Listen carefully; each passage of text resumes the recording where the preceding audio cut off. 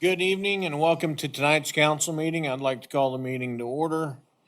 First thing I'm going to ask for is agenda changes. Mr. Mayor, staff have no changes to present this evening. Okay. Next item, I'll open up for public forum at this time. If there's anybody here wishing to address the council, and seeing no strange faces in the audience, I'm going to say nobody's here, so I'm going to close the public forum and ask for the approval of the consent agenda. Mr. Mayor, if there's no discussion, I'd like to make a motion to approve the council, our consent agenda from May 23rd, 2022 is presented. Second. Have the motion and the second to accept the consent agenda. All in favor say aye. Aye. Pose same sign.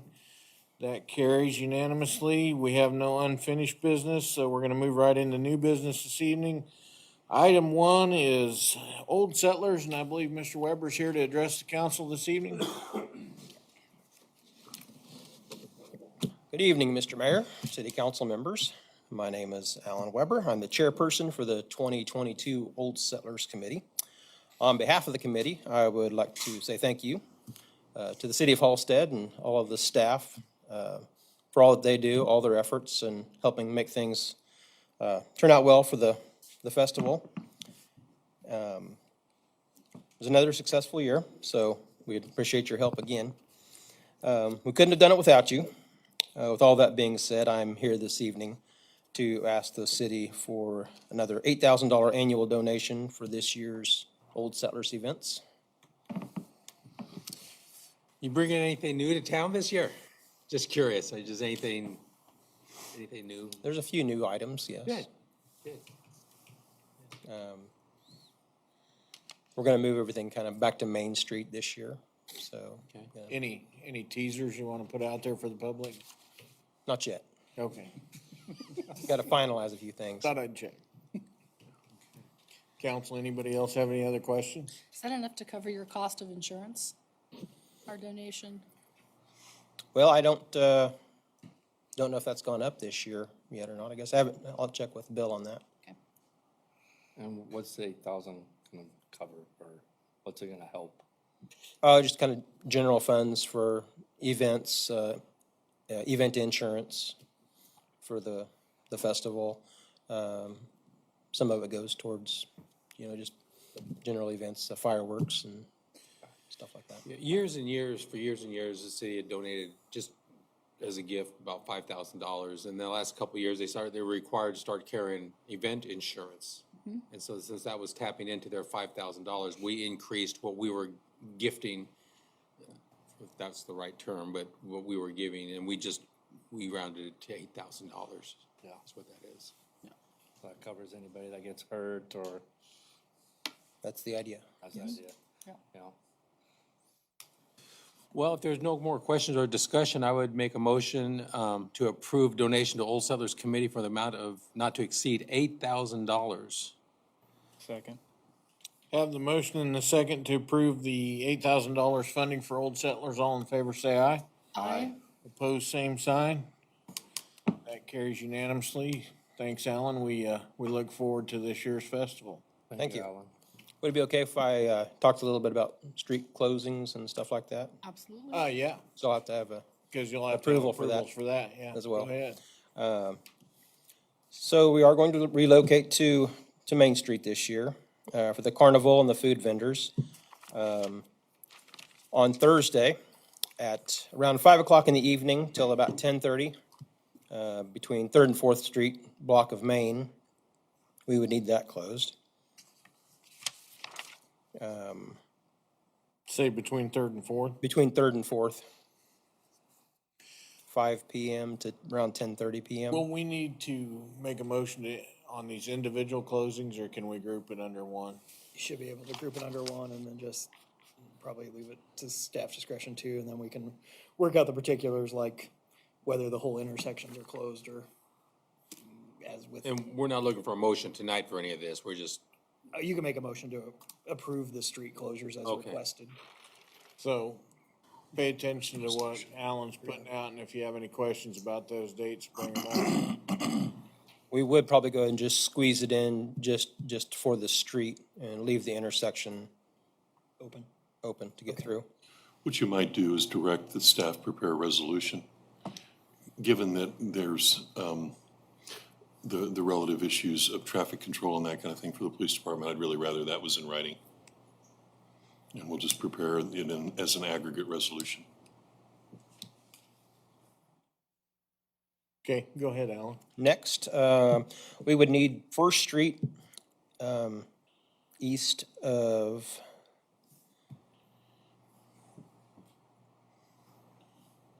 Main On what day? on Friday at 8 a.m. until Saturday at 2 a.m. That's where the food vendors are going to set up. They'll start setting up Friday morning. Right there by the museum and the museum lawn then. Depot, yeah. Till what time on Saturday? The band will probably get over around 1 a.m., 2 a.m. Okay, so Saturday, Sunday morning. Sunday morning, yes, sorry.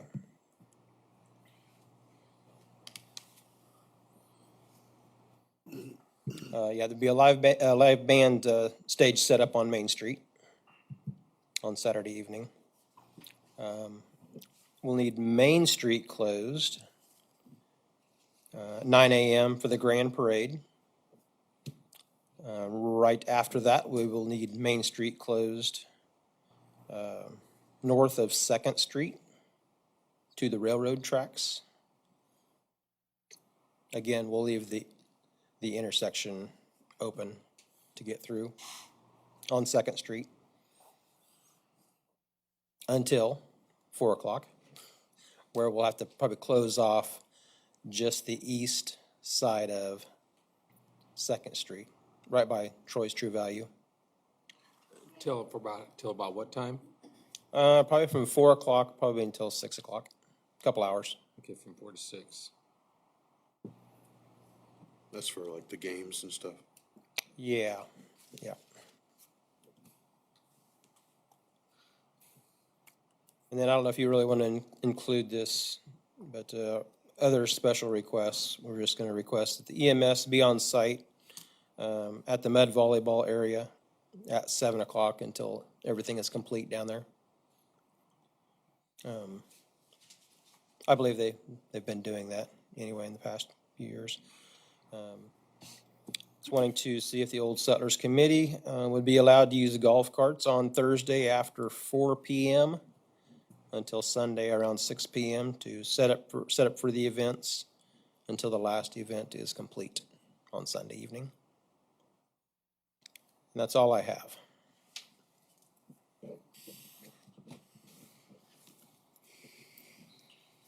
So how would you like that action to occur? Probably just assuming there isn't any objection, general direction as requested that a resolution be prepared for your approval at the next meeting. Okay. So you want to go ahead and list all these times? No. No, okay. We'll, note based upon what was presented, and I'll just go ahead and get those probably from Ethan or Julie. Any other questions? Thank you. So you want a motion tonight to, You can do it that way if you wish, but really, if you just Whatever give me you want, direction, Let's just wait till he comes. yeah, and I'll just bring the resolution, you don't have to do it once. All right. sounds good. Thanks, Alan. Thank you. Next up on our agenda is the 2021 audit report, and I believe we have representation from Knutson Monroe here to deliver that. Good evening. Good evening. I'm Amy Elliott with Knutson Monroe and Company. I believe everybody should have a copy of the 2021 city audit report and financial statement. The city's audit report is presented based upon the Kansas Municipal Audit and Accounting Guide, which is a regulatory basis of accounting. There was substantial changes this year made to the presentation of the audit report. So you will notice that it actually starts out with an adverse and unmodified opinions. We are now actually providing two opinions. One which is under generally accepted accounting principles, which would be an adverse opinion since these are not issued under generally accepted accounting principles. but then an unmodified opinion on the regulatory basis of accounting, which is under the Kansas Municipal Audit and Accounting Guide. It is a little confusing. I apologize for that. Ethan's laughing. But they changed this to try and make it a little bit more understandable.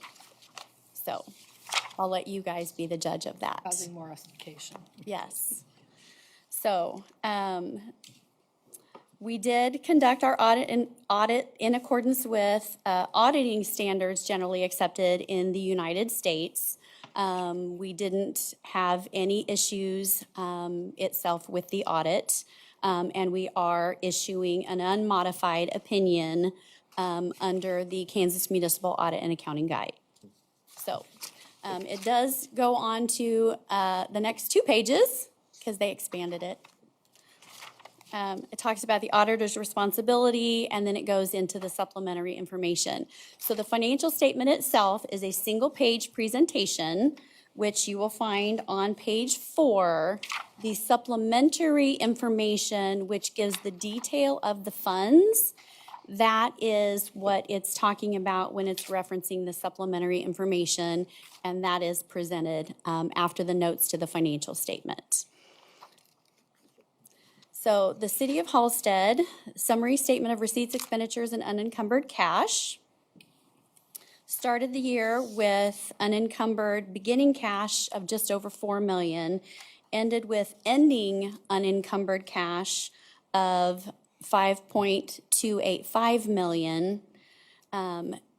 To get back to the actual ending cash balance, we add back any encumbrances and accounts payable of $91,301, and the ending cash balance at December 31 was $5,376,849.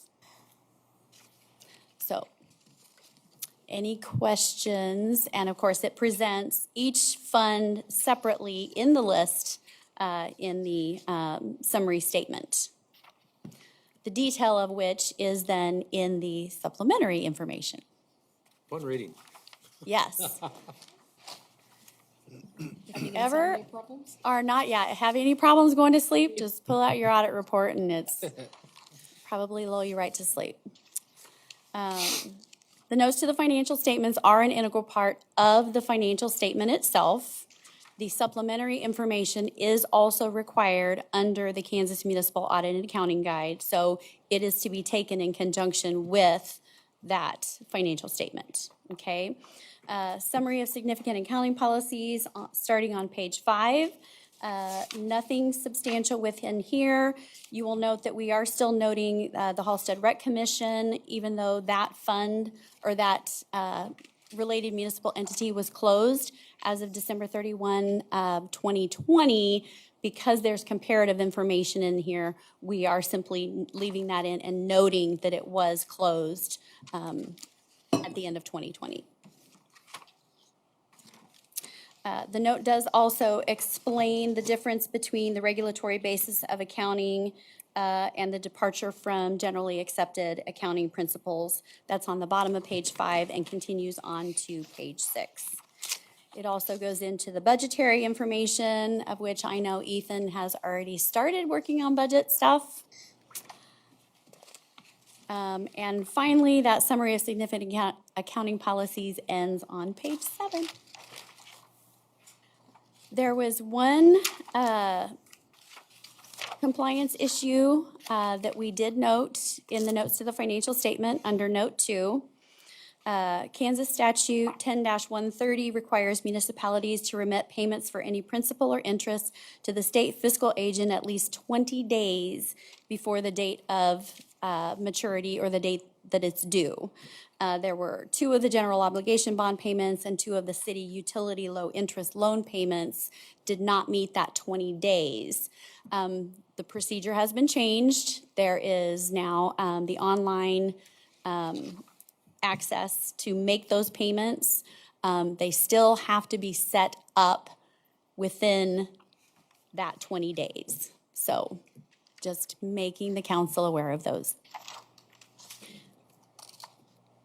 Was there a fine for that or? There is no fine, there is no ramifications, except for the fact that we get to put a note in the financial statements. They were paid on time, just not within the 20 days. Exactly. They were all paid by the due date, but We didn't tell him 20 days in advance. didn't that tell we him were 20 making days. the That's payment. exactly right. Yeah. Just do that so they find something so they wouldn't look too hard, Ethan. Well, I don't know if you remember, a couple of years ago, we had a similar situation, and Jamie argued the point, and it was actually the state treasurer's office that had it wrong. They had cited the issue that it wasn't within the 20 days, and everything was done appropriately at the city. So they actually corrected their confirmation. I went back to the state this year just to verify, and it primarily had to do with new staff and getting that understanding in place. So I believe the issue has been rectified. So the notes do continue. A lot of these are standard notes, the deposits and investments. At December 31, the carrying amount of the city's deposits, including the related municipal entities, was that $5,376,849. The bank balance was $5,495,802. The majority of the balance was held by one bank, resulting in a concentration of credit risk. Of the bank balance, $413,030 was covered by federal depository insurance, and the balance was covered by depository securities. So no depository security violations, no cash basis violations, no budget violations, just the timing on those payments. So overall, the city does a tremendous job. You have great staff. So changes in long-term liabilities, note 4 on page 8. This is where you can see that new state of Kansas loan, the city utility low interest loan. The initial interest rate on that is 0.25%. That is set to change. Ethan, is that annually? Yeah, I was thinking. So chances are with interest rates going up, that was going to go up slightly. I don't think it's going to go up substantially, though. At the end of the year, the balance on that was $1,882,609. Still have the 2012, 2016, and 2018 general obligation bonds, and then the water pollution control loan. So, note 5 on page 9 is the defined benefit pension plan. Again, that is the Capers pension. As you will note, the net pension liability, if something would happen with the Capers program and they would come back and ask at December 31, the balance that the city would have been responsible for would be $841,409. That number's gone down over the prior years. The notes continue. Page 11, interfund transfers. This just gives you all of the detail of the funds as they've gone between the various funds. Risk management note.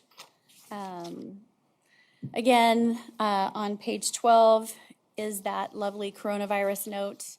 Nothing substantial within that other than the fact that as a result of COVID-19, there were numerous federal and state grants have been made available to the city to assist with the risk and help offset costs incurred by the city. So that's partly where those ARPA funds come in, and you have a separate fund now that actually holds those funds, and you can track then what those are being expended for. So that's the notes. The regulatory required supplementary information. Summary of expenditures, actual and budget. As you can see, none of the funds that are required to have budgets were over budget. They were all under budget. And then it goes into the detail by fund. So the general fund and then into the special purpose funds. I'm not planning on covering any of those unless anybody has any specific questions.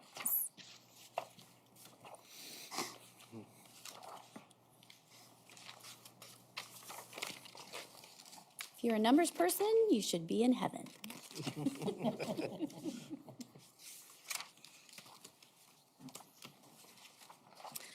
We do also issue a communication letter. I believe everybody has a copy of that. And basically, we audited the financial statement of the city and its related municipal entities. Professional standards require that we provide you with information regarding our responsibilities, as well as management's responsibilities. We encountered no difficulties in preparing the audit. There were no substantial corrections that had to be made. We had no disagreements with management, so it's a good thing.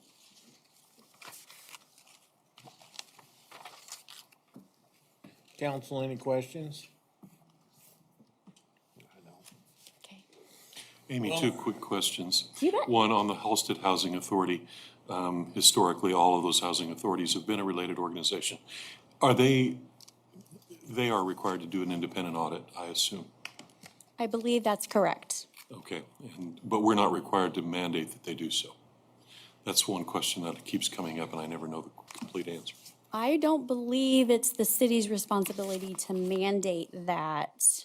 I would have to do some checking on that. I may follow up with you on that, because I keep getting that question in other cities. Okay.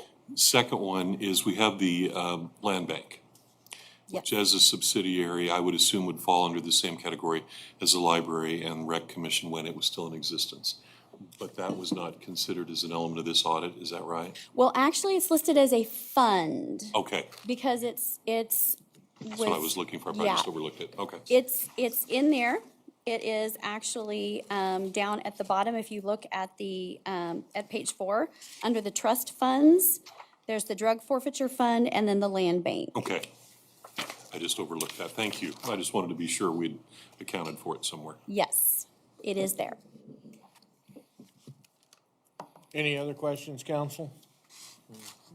Well, we certainly appreciate the work that you guys put into this audit every year and hearing your presentation when you come back before this board, so thank you. Thank you very much for the opportunity. And again, I would like to reiterate that you have excellent leadership with Ethan. And I think Julie is going to do a tremendous job as the city clerk. Appreciate that. Thank you for those words. Absolutely. And we will, once it's been approved or accepted, we will get it filed with the State Department of Administration. Thank you. Well, with that, if there are no more questions or discussions, I would make a motion to accept and approve the 2021 fiscal year audit as presented. Second. Have a motion and a second to approve the annual audit. All in favor, say aye. Aye. Opposed, same sign. That carries unanimously. Thank you. Thank you, Amy. Thanks, Amy. Next up, looks like Public Works wants a new truck. Are we gonna make Pat come to the podium and present on that tonight? I think that's a fine idea. Great idea. Just bring the iPad with you. Just gonna have to trust it. Good evening, Mayor, Council. Tonight, we were looking for the purchase of a new vehicle to replace a 26-year-old vehicle we have on the fleet. We were looking at a Ford F-350 to replace an older 250 we have in the fleet. We have gone out and tried to find as many quotes as we could get. We only came back with 2. We did have, or contacted several dealers, and these were the only guys that would give us a price at this time. Heavier trucks are hard to find right now, for sure. Yeah, a couple of them wouldn't even talk to us until the new pricing came out for the 2023s, so. So, and this truck is available right now. So I don't know what the delivery time would be. It doesn't sound like it'd take very long to get it here, so. One question I had, because I didn't notice, I didn't read close enough, is this single rear wheel or dually? Single axles, or single wheels, excuse me. Makes tires cheaper. Now, a service bed, is that the one with the boxes on the Yeah, sides? toolbox bed. Okay. Yep. Have you decided what you're gonna do with the old one? We will purple wave it, get rid of it. And I think with the addition of the hydro excavator and everything that we got a few years ago, having a heavier truck to pull that with is not a bad idea. Yeah, we've noticed that with the 250s we're running, that they don't like the loads so well. So we'd like to bring in a couple 1-tons to help, over the next couple of years. We'll get this one, then probably 2 years, we'll look at maybe doing another one. Then we'll probably replace a 3/4 ton with a 3/4 ton, because I don't think we need a whole fleet of them, but And just so these guys knows, how old is this next vehicle that we want to replace? This one was 22 years old? well, this one was 26-year-old. The next one that we'd probably look at would probably be one of these recent vehicles we did purchase, because we need to start walking them out of the fleet, but they were state and or federal surplus vehicles. So Right. their ages are, we've had them about 5 years, and I think they were like 10, 12 years old when we bought them. And let these guys know, we Yeah. purchased these as used vehicles from the state. So you're replacing the old white Ford now. Yeah, A couple of years from now, you'll start replacing those white Dodges. probably, yeah. We'll look at it. We got one other 1/2-ton we got from PD that we may roll one of these Dodges into that position and replace it with one of the newer trucks then. What's the odometer on this old Ford showing that you're getting? Yeah, I knew somebody was gonna ask, and I forgot to look. It's Just curious. probably less than 60,000, actually. Hard miles. It's just, yeah, all in town. A lot of sitting and idling. And this truck the vehicle we're replacing is actually a 4-speed clutch, so. It was purchased, actually it's one of the only new vehicles we've purchased, since I've been here, as far as, wheeled vehicles. It was purchased for the gas department, because the gentleman doing the welding and everything at the time, he wanted to be able to grunt work, get in, pull his welder up into alleys and stuff, so he wanted to be able to get into the lower gears, so. We bought that thing new and got 26 years of service out of it. That was pretty good return too on our bad. investment. Yeah. Yeah, doesn't owe us anything, so. Do they come with a warranty? Does this new truck come with a warranty? The new truck will have a warranty, yes. Covers like oil changes and, I don't know that we would look at a That would be- service deal with them. That would be something you'd have to purchase. That wouldn't come Yeah, along with we- the truck. We wouldn't go with a service contract with them, I doubt. We just You take service them your to own warranty stuff, work. don't you? You service a lot of your own Yeah. equipment, though. So this new truck will have the 10-speed automatic behind the 7.3 then? Yes. Yep. And that, as you hire younger guys, they might be able to drive it. Yeah, Have a stick? trying to find guys that can do the years, getting fewer and far between, so they're still out there, but some of the young kids do like their clutches, but We don't need them learning on the Right. city vehicle. huh? this clutch has already been replaced at least once, so. Any other questions, council? diesel or No, unleaded? it's the gasoline engine. Nice. Well, if there are no more discussion or questions, I'll make a motion to approve purchase of a 2022 F-350 chassis with service body for an amount not to exceed $60,000 from Hamilton Ford, and authorization for staff signatures on any necessary documents related to the purchase. Second. Have a motion and a second to purchase this new public works vehicle. All in favor, say aye. Aye. Opposed, same sign. That passes unanimously. Thanks, Pat. Thank you. Get 26 years out of this guy, too. I hope so. Still Yeah, newer let's hope. technology. We're shooting for 36 on this one. I'm gonna be curious to see how that 7.3 gas motor does. I think it'll do pretty good. Next on the agenda, it looks like we're gonna visit about some ball diamond bleachers, and Mr. Grant Williams is here this evening. Oh, sorry, I skipped ahead. Sometimes Oh, I we do can that. flip-flop them. So if you can go. I'm gonna put Grant on hold. And we're gonna move, we've got, under new business, some discussion regarding cemetery regulations. Thank you, Mr. Mayor. This was brought up obviously at a work session, and I believe governing body tonight specifically was looking at making a change regarding artificial lighting. So you have the current 12-419, which it's letter E under that section of code that talks about shepherd's hooks, artificial lighting of any kind, and wind chimes being not allowed as decorations are on stones. So just looking for clarification from you all, should be a fairly simple ordinance if the council wishes to update that. We did talk to our contract mowers. It potentially would make more weed eating, but how many people actually invest in artificial lighting? No. Not to say they thought they could handle it. The big request from us is just depending on, some of the quality of like the solar lighting that you can buy and things like that. I guess if we're gonna make a change, we would probably recommend that we illuminate in the code as much as we can that, the city isn't responsible for damages that occur. I mean, that, Well, I noticed regarding markers, it gave a specific envelope in which these markers had to be. And I'm sure that's for consideration of mowing and things of that nature.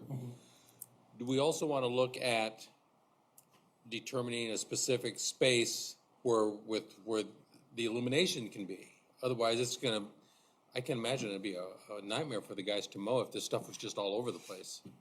say the issue we run into is obviously the cemetery, predates the markers and the collars being, so in the older parts, it's very different. You don't necessarily have those nice concrete collars for weed eating and mowing.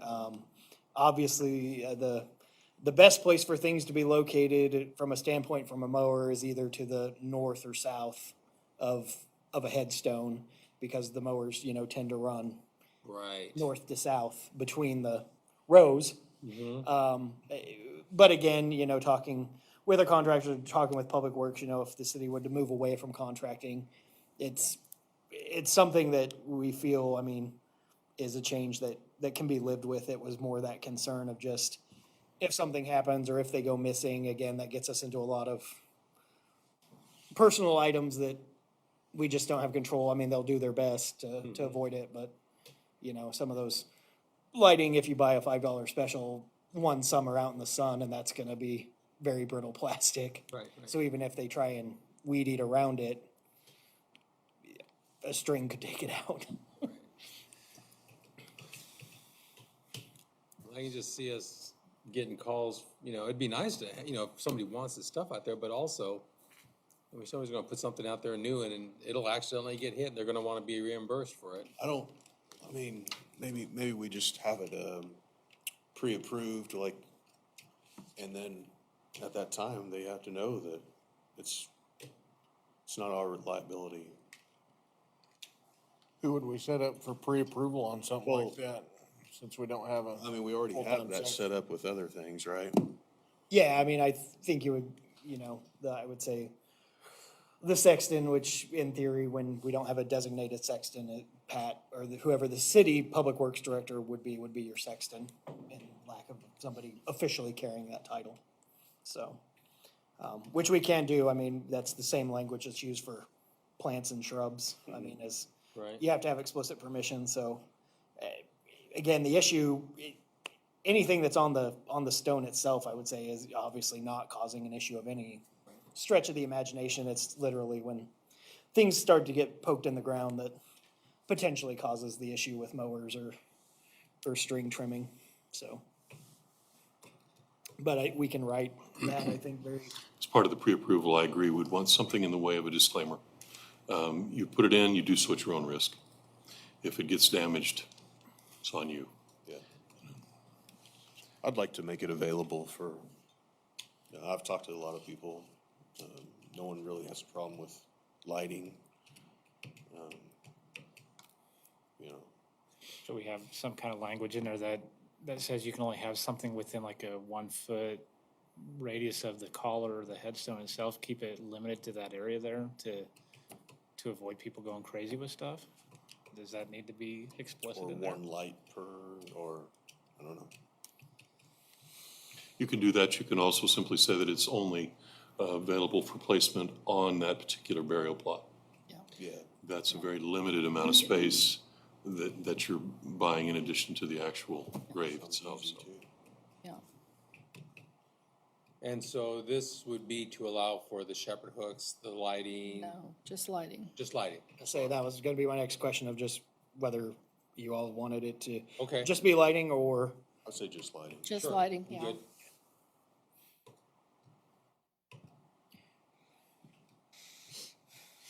Just one note, there are some sites that have no markers that a tombstone they're waiting for, and they do have shepherd's hooks with the lighting. And I don't know what the rules would be for something like that, but, you know, that, Like those already exist. well, it's like they're waiting for the tombstone, but they just put something They're extra just out there. temporary there for now. then. Yeah, yeah, or once the tombstone's there, they'll move it closer to where they have the marking. I just, yeah, that's something I've seen. I mean, we can allow, I don't know who's gonna reinforce, like, police it, you know? yeah. I mean,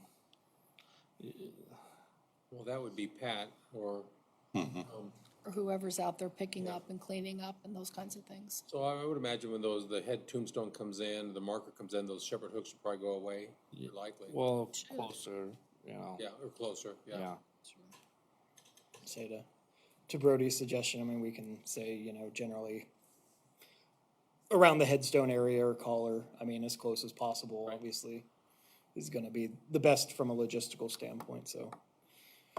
We can try and wordsmith it and bring it back, and you guys can, if you don't like the verbiage or whatnot, Okay. dial that Well, in. and next meeting. ultimately, if you put it down to require special permission from current acting sexton, that's gonna give that person a little control over keeping it in tune with what's gonna fit with our other programs like contract mowing and things like that. Yeah, Yeah, I think that should avoid most of the issues. Okay, so you'll bring something to us then, okay? yep. Any other deliberation on that topic, council? Well, with no further ado, we now will entertain Mr. Williams and his speech about Ball Diamond bleachers. Thank you, Mr. Mayor. Thank you, council. Speech might be a little formal. I come seeking guidance from you guys. We've brought up several times bleachers at the softball diamonds, the little diamond, in the local vernacular, I guess. I need some guidance as to what we're after, as we look at purchasing these. Currently, and you know, you talk about Pat's truck being what, 27 years old? I don't know how old these bleachers are, but they've got to have that beat by 10 more years, probably. We've gotten our work out of them as well. Our current ones are 32 feet. They're two 16-feet sections put together. And I think you all are familiar with what I'm talking about.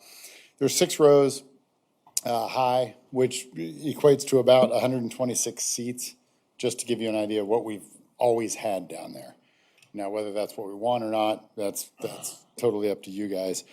I ran 2 copies off just to give you guys an idea of what prices are in the bleacher world. In case you didn't look, so I'm gonna hand these out just real quick.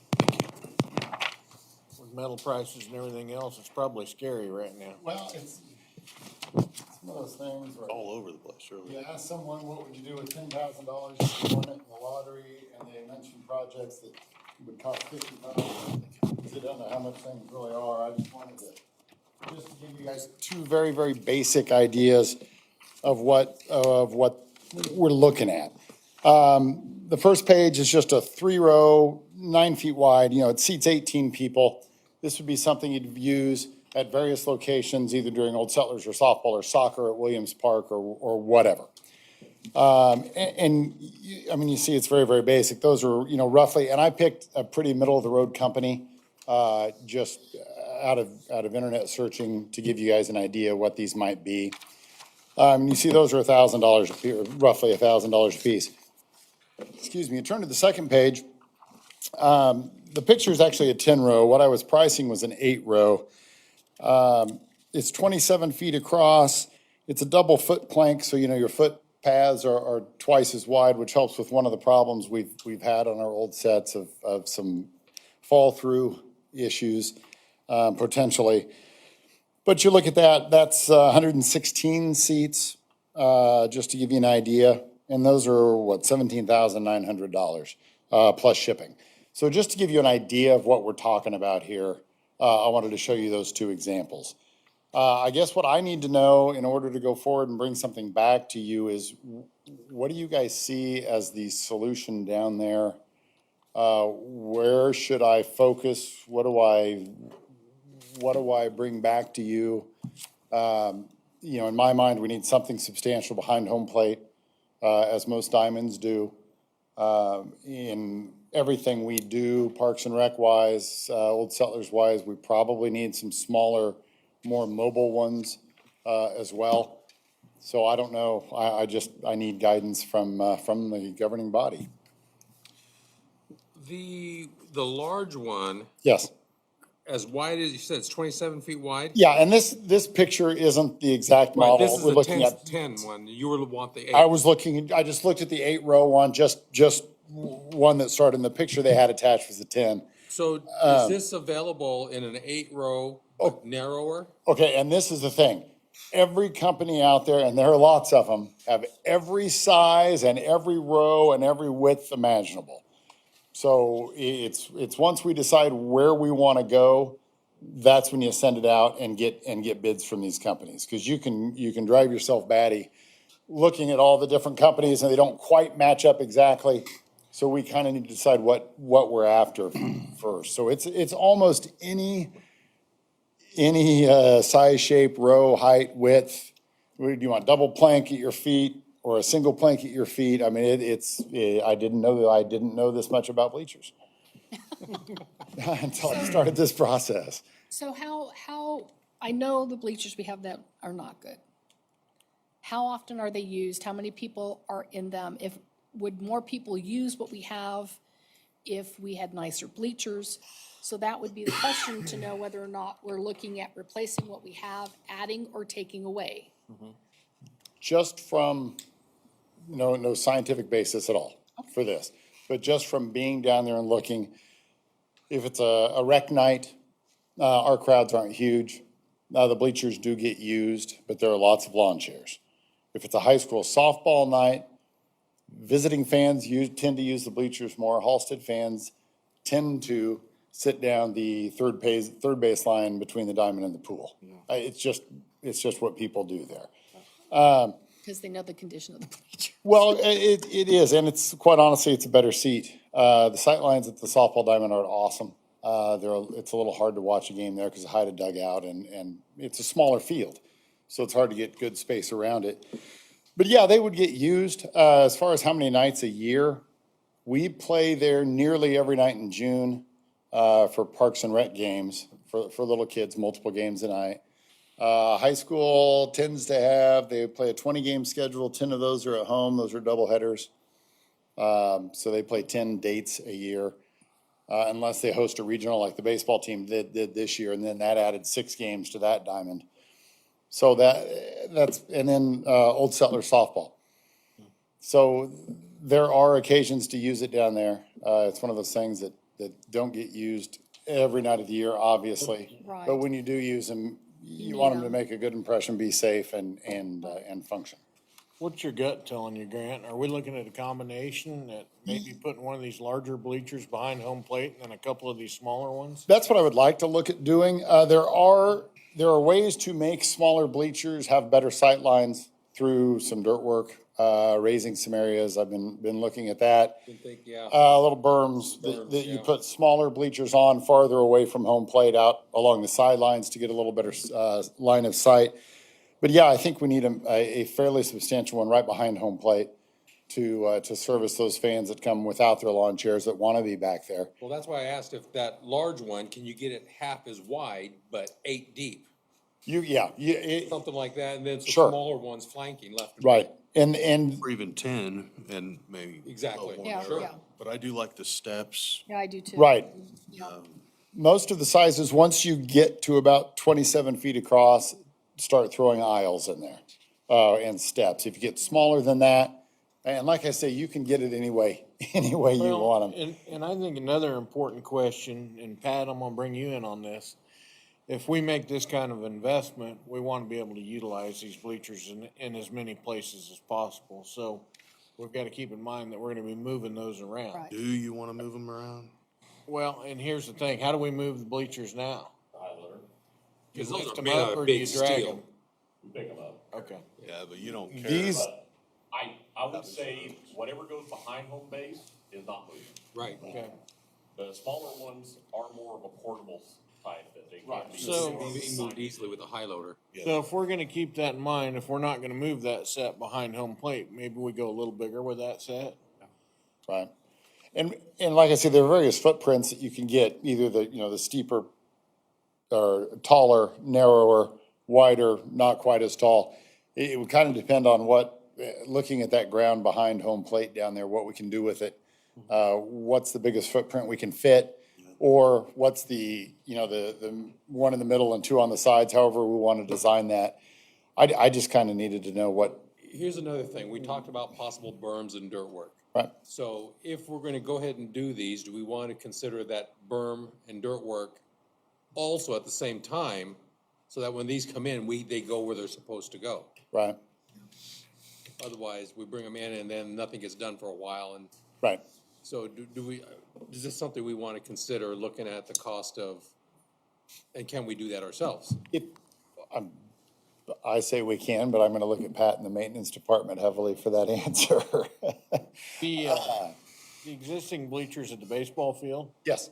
are they dirt underneath or are they concrete? They are concrete footings, that the steel sits on. It's not a solid concrete floor underneath there. Here's my lack of construction experience. The big diamond is just pure.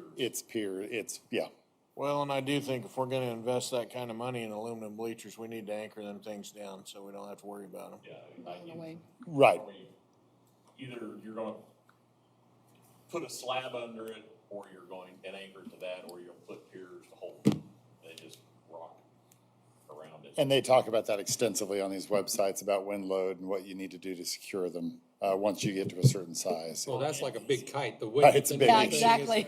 That's what I'm thinking. And Right, the other thing is if we don't pour concrete completely under the bottom of it, somebody's gonna have to mow under those things, and that'd be our rec director. mowing would not be the way to do it, but yes, you're correct. It would have to be taken care Mow of. with Roundup. something. Roundup. That's exact, chemical mowing is a thing. How much more is a shaded?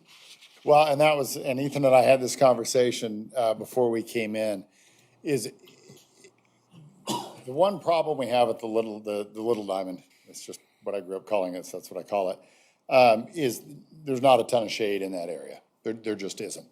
There are shade structures available through these companies, there are shade structures available through all those vendors that deal with swimming pools like the ones we have, that can be made to fit whatever size bleacher you happen to have. So if that's something too you want to look at, the other thing that was brought up was, do you put a press box in or not? Behind the bleachers, we don't particularly use a press box in rent games. Old Settlers, we would if it were there, so that's another option you need to look at, while you're putting those things in. The high school obviously would use a press box if they had it. So that would be what, 10 games a year. Right, so what I guess I'm asking you is how do we weigh this for, what we're after? I can bring you 18 different proposals.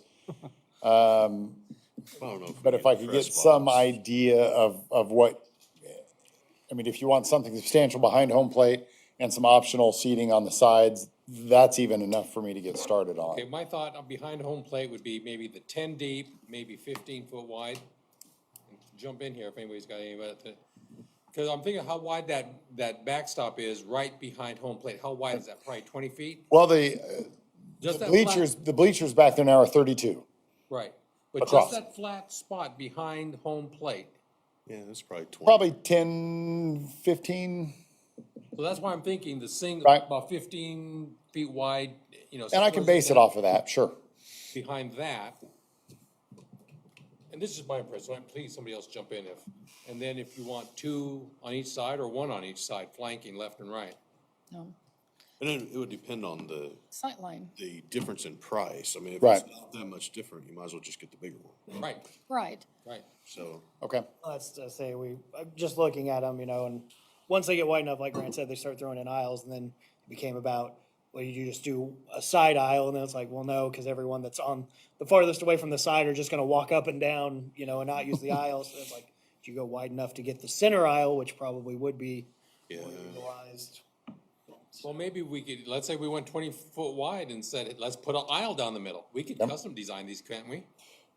I can't, but, but I bet, We need to stay with something standard Yeah, just from a same. cost saving right, standpoint. Maybe they have something like that. right, and I'm sure they do. And like I said, looking at these sites, it's amazing the different, Overwhelming. because they fit a lot of I different like the way spaces. this looks for being behind home plate. Right, and Yeah, I do too. this one in the picture is 10 feet, it's a 10 foot, it's 10 row, excuse me, by 27 feet is what that picture is. So, and I think that was, what, $20,000? 17,940. Well, this, shipping. yeah, the 17 was the 8 row, not the 10 row. The picture is a little bit more because it's 2 extra rows. Okay. I was just trying to get it somewhere near the current seating Since, area a little bit. since we're gonna spend a lot of money on this, is there a consultant company that could design it and put it together, acting like we don't know what we're doing? There is, and I haven't talked to these sales reps to know, I mean, these companies do this all the time. So they may be where we want to go, Yeah, to get their input. because you kind of know where we all want to be at. Right. Shade, more seating. Yep. Angles. No, this is, Sight lines, yeah. yeah, this is kind of what I needed. Or- If we can't do shade the first year, maybe we can do it. Yeah, Right. it can be something, I already come And up the- with some ideas for that. yeah. But the thing is, Uh-oh, Do some- that's a good thing, George. Yeah. Yeah, where home plate is a little bit different than the boys' baseball field or Right. the baseball field. And I'm wondering if its canopy would even provide any shade, well, and you know? canopies, it depends on what time of day. If you're sitting under an awning or whatever, it greatly depends on the clock as to whether you're sitting in the shade or if the shade's, 10 feet over this way. Yeah, but I'm just So- saying it's gonna face more south than, it's because where home plate's at. Right? It's just different than the.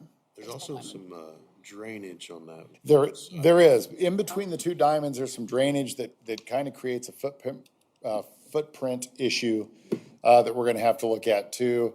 I don't know if that entire ditch is necessary. Pat and I talked about that briefly the other day. But let me get into this. This gives me at least a jumping off point as to what I didn't want to do was come present something like this, 10 rows, and you guys be thinking, no, we want 3 of the $1,000 ones, and that's good enough. I just wanted to make sure I wasn't, I was headed in the right direction. So it sounds like we are. Yeah, Yeah. nope, I appreciate your input.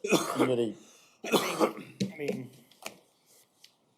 as we've talked, eventually if it's possible to flip the small diamond to have, not be staring into the sun at night games, et cetera, we didn't want to make a substantial investment either, or something that was going to be so static that it couldn't be moved if field improvements. And I've even was thinking about these canopies that we're talking for shade. I'm even thinking of a design that would be, these could actually be unbolted and moved Yep, right. just to the other side. just to the other side. So, right, so I'm, yeah. Do we have a budget for what we can spend? All he's asked for so far. We have a budget for what we can spend. No, that's fine. I can get you guys some ideas on that, but this gives me an idea of where to start, so. Okay. I do like the smaller things though for Williams Park.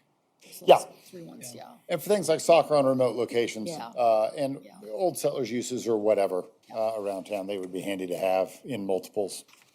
Well, Correct me if I'm wrong, regarding your budget question. Yeah, yeah. He's got his annual operating budget, but then these would be paid for from contributions, possibly from a general fund, from More a. funds, yeah. Yeah, when Right. when the city originally, when opted into the 2nd cent Harvey County wide sales tax, the governing body at that time stipulated that the bond payment for the swimming pool would come from those funds, up to $153,000. Well, as the city's refunded and saved, we've kept that 153 kind of as the threshold number, so that additional sales tax we get in the general fund, right now, basically 108,000 still goes to the bond payment, but then that other 44,000 actually goes into the capital improvement fund, and it's earmarked and can only be spent on quality of life. There you So are. it only goes to parks, we used it for what we did at the Big Diamond. It helped pay for the clubhouse remodel at Wedgewood. So it's kind of like the street money and the capital improvement of that money only goes to streets, this only goes to quality of life, and then we have just a general capital improvement that we accessed for like 204 Main or something. When we redid the swinging bridge, that's where the capital Yep. come from for Just it. to get 4 of those bleachers, it's, 72,000, so that's, Oh, we wouldn't buy 4 of the big ones, I think. Yeah, we just One did of the No, one, big just doing ones, one and big one of the one. big ones. That's, And small, and these ones smaller. Yeah, 4 of the small ones, or some combination Yeah, thereof. something coming- Right. Grant originally came, we were talking, I was like, yeah, we don't, I can approve this, that, and then he showed me the larger, I was like, oh, well, that's council, we probably want to get some feedback before we go take a $25,000 project forward, Right. so. Okay, well, that I gives me. feel like the council's on board with making some improvements to that ball diamond. Great. But we want to make sure that we're putting our money where it's going to best serve everybody. Right, And I've been down there. Replacing those bleachers would go a long way. sure. Okay, Thanks, Grant. thank you. Thanks, Grant. Appreciate your help.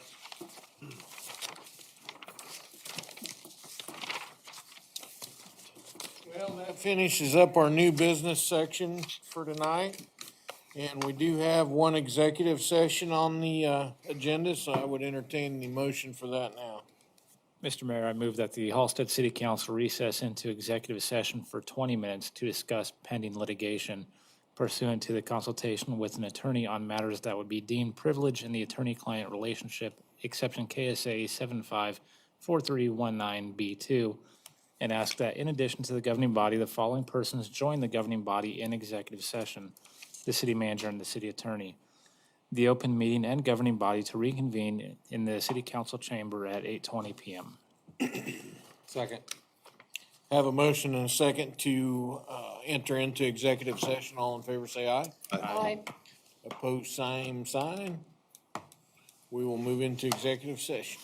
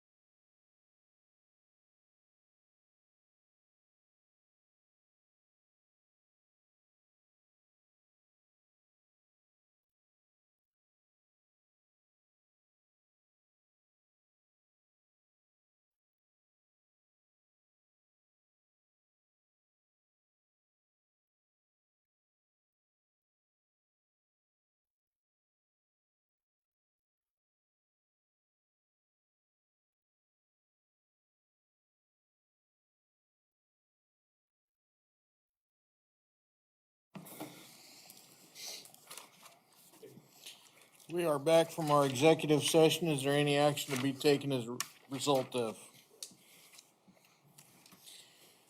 Hearing nothing from the council, we will move on to the report section of the agenda, and we'll start with governing body members. Tonight, I'm gonna start with you, Brody. I have nothing. Denise? Nothing tonight. George? Sir, Mr. Mayor. Josh? Nope. Eric? Yes, I just want to encourage everyone to shop local and just know how of a convenience it is to be able to go buy appliances, get your hair cut, baking, how that will help the community, also save you time. And, yeah, I just want to encourage everyone to really just think about where they're going when they need something and to stay into town, and, because there might be a time where you're gonna need it and it's not gonna be out of town, it's gonna be in town, and you wanna make sure it's there whenever you do need it, so, I appreciate that. I try to shop local as much as possible. yeah. Well, that's gonna bring it back to me, and tonight, my lovely clerk has another proclamation for me. Maybe this one will help you out too, Derek. Yeah. This is a proclamation to designate May 27th, 2022 as Poppy Day. Whereas the American Legion Auxiliary adopted the poppy as its memorial flower, which pays tribute to the war dead Yes. and aids the living veterans and their families. And whereas the poppy as a memorial flower for the American war dead is a tradition which began in the years following the First World War. And whereas the contributions are used solely for children and youth and Veterans Affairs and Rehabilitation in our local community. Now therefore I, Dennis Travis, Mayor of the City of Halstead, Kansas, do proclaim May 27th, 2022 as Poppy Day in our community. So that is my Poppy Day proclamation. Now we will move on to Ethan for our city manager report. Thank you, Mr. Mayor. Council, just a few things this evening. One, a reminder that we will be closed next Monday for Memorial Day. Two, we have several departments that will be participating in the Learning Center's Summer Bash on Wednesday, or Thursday. So looking forward to that activity. And then hopefully tomorrow they announce the cost share grant awards. So we'll find out if we were successful on that application for some street grant money tomorrow, hopefully. And then we did get our Safe Routes to School Phase 2 application turned in last week. And we will find out presumably sometime either late June or July on that grant application. Chief Orem is at the Chief of Police Conference this week. And other than that, we just continue to work on budget, and hopefully we'll set some work session dates next meeting for you all, so. Thank you, Ethan. Council, any questions from that report?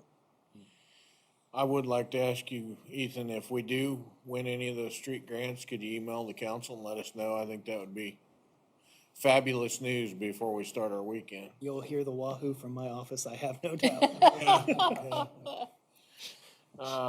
Well, that does conclude our agenda this evening, so I would entertain a motion for adjournment. So moved. Second. We have a motion and a second for adjournment. All in favor, say aye. Aye. Opposed, same sign. We are adjourned. Thank you, council.